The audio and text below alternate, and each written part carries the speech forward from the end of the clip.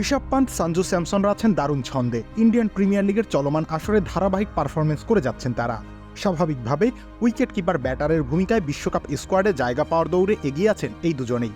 ফলে লোকেশ রাহুলের নামটা আড়ালেই চলে গিয়েছে। অথচ রান করার ক্ষেত্রে কোনো অংশে পিছিয়ে নেই তিনি। অধিনায়ক হিসেবে লখনৌ সুপার জায়ান্টসকে নেতৃত্ব দেওয়ার পাশাপাশি ব্যাট হাতেও সাফল্যের দিকে এগিয়ে যাচ্ছেন। তাই তো তুলনামূলক খর্বশক্তির ব্যাটিং লাইন আপে তার উপরেই খানিকটা ভরসা করতে পারেন সমর্থকেরা। অন্য অনেকবারের মতো রাজস্থান রয়্যালসের বিপক্ষে বিপদের মুখে দলের হাল ধরেছেন এই ব্যাটার। আরও একবার দিয়েছেন ভরসার প্রতিদান।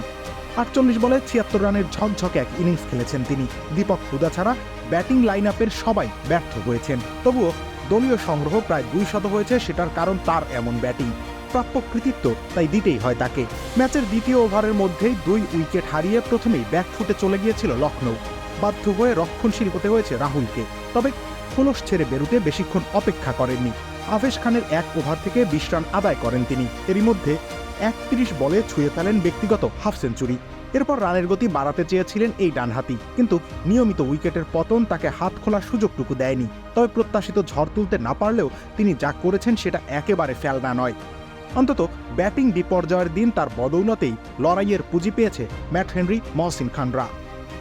অবশ্য এত কিছুর পরেও বিশ্বকাপে জায়গা পাওয়া প্রায় অসম্ভব এই তারকার জন্য। টপ অর্ডারে বিরাট কোহলি, রোহিত শর্মা, এমনকি যশস্বী জয়সওয়ালও নিশ্চিত বলা যায়। অন্যদিকে বাঁহাতি হওয়ায় পান্ত অগ্রাধিকার পাবেন উইকেট কিপার হিসেবে। আপাতত তাই ভাগ্যের আশায় থেকেই নিজের সেরাটা দিতে হবে তাকে। রবির ইসলাম রানি, খেলা ৭১।